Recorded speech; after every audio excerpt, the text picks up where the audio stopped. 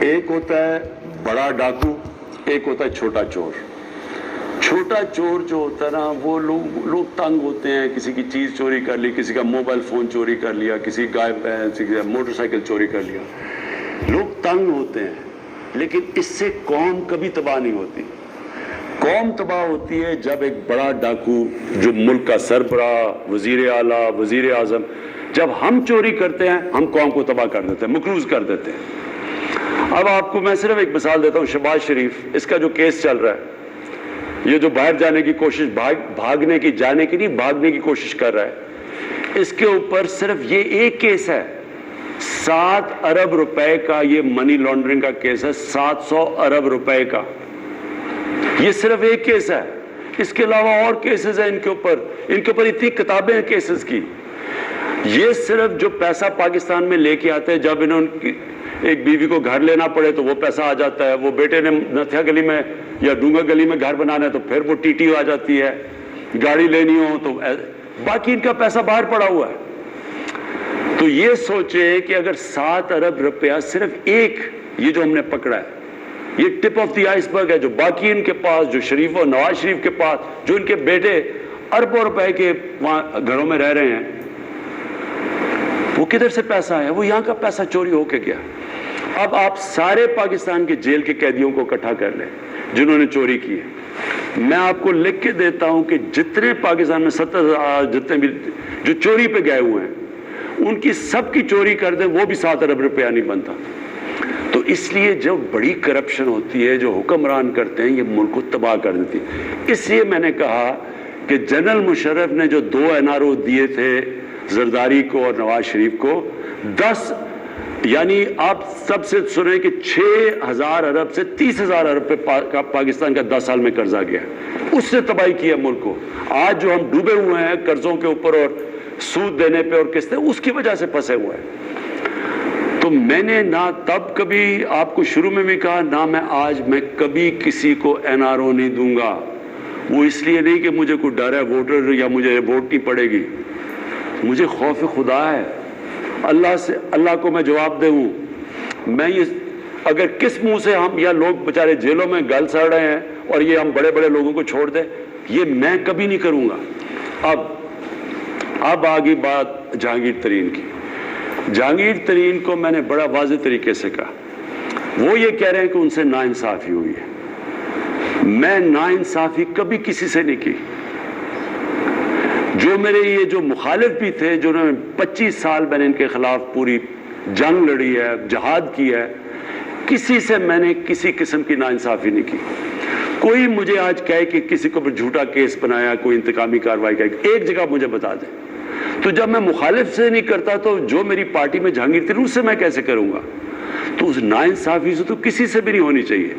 لیکن یہ میرا آپ کو وعدہ ہے کہ یہ جو چینی کے اندر جنہوں نے چینی مہنگی کر کے لوگوں سے، عوام کو تکلیف پہنچا کے، غریب لوگ چینی کھاتا، اس کے لیے چینی سب کچھ ہے، ان کو نقصان پہنچایا، یہ میرا آپ سے وعدہ ہے، کبھی میری گورنمنٹ چلی جائے ان کو NRO نہیں ملنے لگا۔ اور میں آپ کو سامنے ایک چیز میں نے دیکھا لوگوں کو بتانے کے لیے کہ کتنا فرق ہوتا ہے جب آپ طاقتور ہوتے ہیں۔ اس ملک میں کرتے کیا رہے ہیں؟ جو طاقتور ہے وہ کیسے اس ملک کو نقصان پہنچاتے رہے۔ اب سارا جو ملک کا ٹاپ، جتنے بھی بڑے بڑے سیاستدان اور جو طاقتور، وہ سارے شوگر ملز ان کی ہیں، سب کی شوگر ملز ہیں۔ اب وہ شوگر میں آپ یہ سوچیں کہ 1 روپیہ جب چینی مہنگی ہوتی ہے تو 5 ارب روپیہ عوام کی جیبوں سے نکل کے شوگر ملز کے پاس چلا جاتا ہے۔ اگر 20 اور ہمارے دور میں 25 روپے چینی مہنگی ہوئی تو یہ سوچیں کہ 100 ارب روپے سے زیادہ عوام کی جیبوں سے نکل کے شوگر ملز کے پاس چلا گیا۔ لیکن وہ شوگر ملز جو سارے طاقتور کے پاس ہے، اب یہ ذرا سوچیں کہ انہوں نے آج تک ٹیکس کتنا دیا ہے؟ 5 سالوں میں ہم نکال رہے تھے، انہوں نے 5 سالوں میں ٹیکس کتنا دیا ہے؟ 22 ارب روپیہ۔ اس میں سے ان کو ریفنڈ کتنا ملا ہے؟ 12 ارب روپیہ۔ تو رہ گئے صرف 10 ارب روپیہ انہوں نے ٹیکس دیا، اور ان کو 5 سالوں میں سبسڈی کتنی ملی ہے؟ 29 ارب روپیہ۔ یعنی کہ پاکستان کو یہ جو طاقتور ہیں یہ کیونکہ یہ طاقتور ہیں، ایوانوں میں بیٹھے رہے ہیں، ان کے شریفوں کی بھی شوگر ملز ہیں اور وہ زرداری کی بھی شوگر ملز ہیں، نہ یہ ٹیکس دیتے ہیں، چینی جب چاہیے مہنگی کر دیتے ہیں، چینی بن جاتی ہے 3 مہینے میں، گنا جاتا ہے شوگر مل میں چینی بن گئی، لیکن سارا سال چینی کی قیمت اوپر جاتی رہتی ہے۔ اس لیے ہم نے ان سارے مافیاز، یہ میرا وعدہ ہے آپ سے، سارے مافیاز کے اوپر کوئی کسی سے رعایت نہیں ہوگی، لیکن ناانصافی کسی سے نہیں ہوگی۔ جی آگے بڑھتے ہیں۔ پچھلی بار ایک اور ہمارے ساتھ کالر آئے تھے، صدیق صاحب سرائے عالمگیر سے، انہوں نے کوئی مسئلہ بتایا تھا، اس کا کیا حل ہوا؟ وزیر صاحب ایک سوشل میڈیا پہ ایک سوال آیا ہے، وہ کہہ رہے ہیں کہ مہنگائی سے ہمارا برا حال ہے، کچن نہیں چل پا رہا، اکانومی کے کیا حالات ہیں، ذرا ہمیں بتائیے، اور کب تک یہ مہنگائی ختم ہوگی؟ دیکھیں، ایک مہنگائی کا تو ایک میں نے بتا دیا نا کہ یہ جب طاقتور اکٹھے ہو جاتے ہیں، کارٹیلز یا مونوپلی بنا لیتے ہیں، جس طرح شوگر ملز ایسوسی ایشن اکٹھی ہو کے خود ہی فیصلہ کرتے ہیں کہ چینی کی قیمت کیا ہونی چاہیے، یعنی چینی ایک اسینشل آئٹم ہے، یہ گورنمنٹ کو فیصلہ کرنا چاہیے۔ اب تک یہ پہلی دفعہ اب گورنمنٹ نے فیصلہ کیا ہے اور چینی کی قیمت نیچے آئی ہے، نہیں تو وہ وہی فیصلہ کرتے تھے کہ چینی کی قیمت کیا ہونی چاہیے۔ اس کے علاوہ میں آپ کو صرف ایک دینا چاہتا ہوں، کیونکہ میرے سے بار بار، اور یہ ہے ہمارے لیے بڑی تکلیف دہ چیز، میں آپ کو یہ بتا دوں کہ فائنانس منسٹر شوکت ترین کو میں نے صرف 2 وجہ سے لے کے آیا ہوں۔ ایک کہ ان کی ذمہ داری ہے کہ قیمتیں نیچے لے کے آئیں، انفلیشن کو روکیں، قیمتیں روکیں، اور دوسرا کہ گروتھ ریٹ بڑھائیں، یعنی ہماری اکانومی بڑھے تاکہ لوگوں کو نوکریاں ملیں۔ اس 2 وجہ سے میں شوکت ترین کو لے کے آؤں۔ لیکن اس سے پہلے میں آپ کو ذرا گرافز دکھانا چاہتا ہوں، کیونکہ یہ سارا وقت مجھے جو سب سے زیادہ تنگ کرتی ہے چیز وہ ہے مہنگائی۔ پہلے تو یہ میں آپ کو بتانا، کیونکہ جب پیٹرول اور ڈیزل مہنگا ہوتا ہے تو ساری چیزیں مہنگی ہو جاتی ہیں، کیونکہ ٹرانسپورٹ مہنگی ہو جاتی ہے۔ یہ میں یہ چاہتا ہوں ذرا اس گراف کے اوپر آپ بڑا غور سے دیکھیں۔ یہ گراف کے اندر یہ پاکستان ہے اور یہ پہ ہندوستان ہے۔ یہاں پاکستان میں سب سے سستا ہندوستان کے مقابلے میں انڈونیشیا، سری لنکا، ترکی، امریکہ، بھوٹان، بنگلہ دیش، چائنا، ہندوستان، یہ سب سے زیادہ سستا آج پیٹرول پاکستان کے اندر بک رہا ہے۔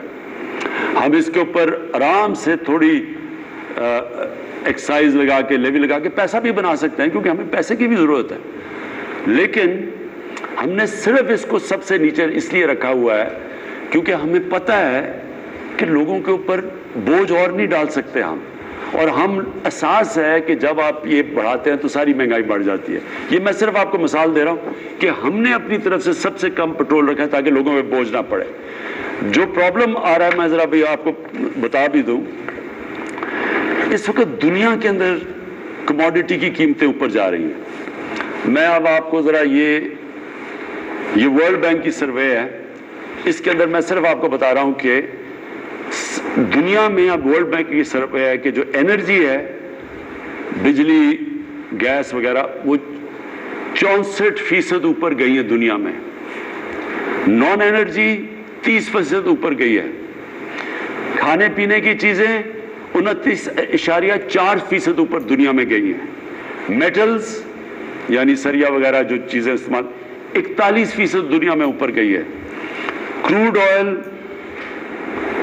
84% اوپر گیا کیونکہ ایک بار نیچے آ کے پھر اوپر گیا، کاٹن دنیا میں 44% اوپر گئی ہے، پام آئل، یہ جو ہم سب جو گھی مہنگا ہے جو لوگ شور مچاتے ہیں کیونکہ ہم زیادہ تر گھی امپورٹ کرتے ہیں، پام آئل 54.8% اوپر گیا دنیا میں، سویا بین آئل 36.6% اوپر گئی ہے، چینی دنیا میں 14%، 5% اوپر گئی ہے۔ تو یہ صرف پاکستان کا مسئلہ نہیں ہے، بدقسمتی سے یہ جب سے کووڈ آئی ہے، جو کرونا کی وجہ سے سپلائز افیکٹ، دنیا میں اس کا امپیکٹ گیا ہے۔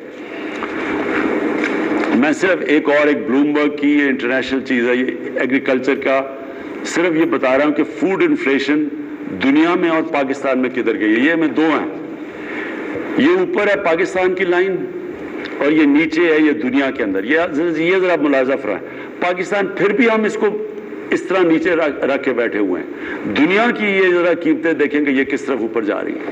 میں پہلے تو اس لیے آپ کو بتا رہا ہوں کہ ہم کوئی دنیا میں कोई जजीरा नहीं है, हम जो दुनिया में होता है उसका इफेक्ट होता है हमें।